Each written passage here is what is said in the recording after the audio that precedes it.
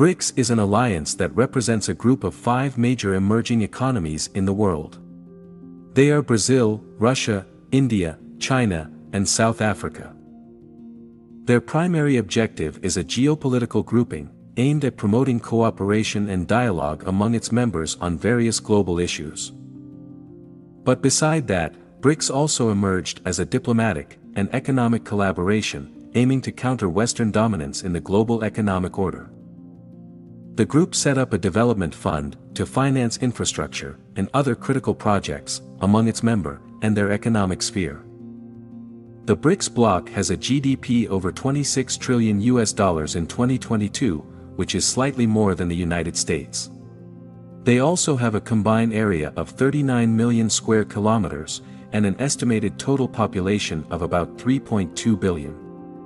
It's about 26.7% of the world's land surface and 41.5% of the global population. With that kind of strength, it is easy to imagine that BRICS will be a major power in the global stage. And even the largest military group like NATO cannot stand against it.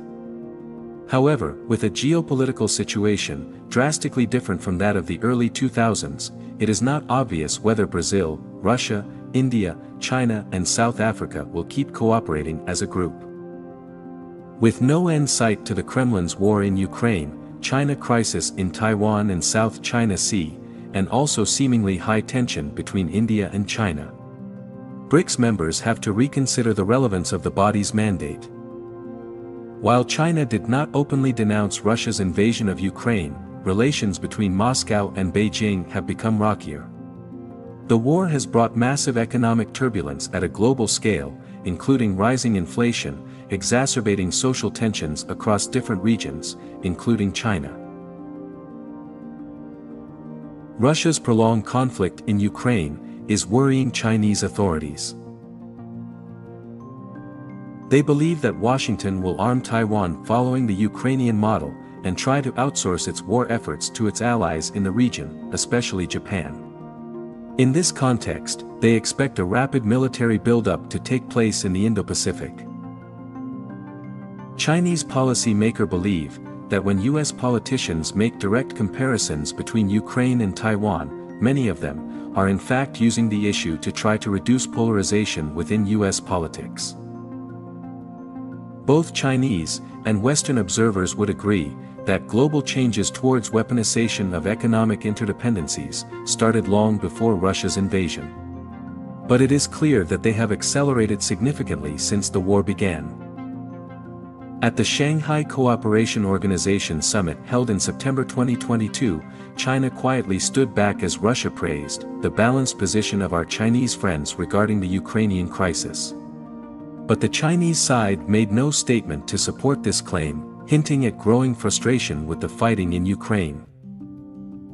Meanwhile, South Africa and Brazil find themselves caught in China's increasingly hostile systemic rivalry with the West. While at the time of BRICS creation, it still appeared conceivable that China and the Western Bloc would overcome their differences and collaborate closely, several developments have deepened the rift between the two, especially Beijing's aggressive military posturing in Asia.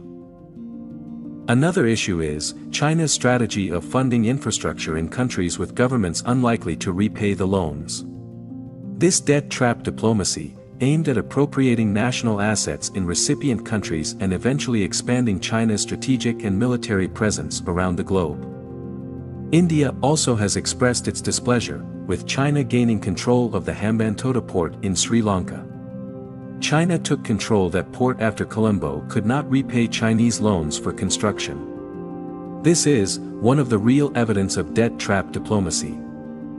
When a Chinese research vessel sought to dock there, New Delhi decried the presence of a spy ship in its backyard. India has come to view trade and economic relations with China as a security risk. This is pushing New Delhi to turn west, away from China and the BRICS Pact. India would also like to present itself as an alternative to China for Western firms seeking safer places to expand their production. Like we mentioned before, China and India have border conflicts, especially over Himalaya region. And that conflict often occur regularly.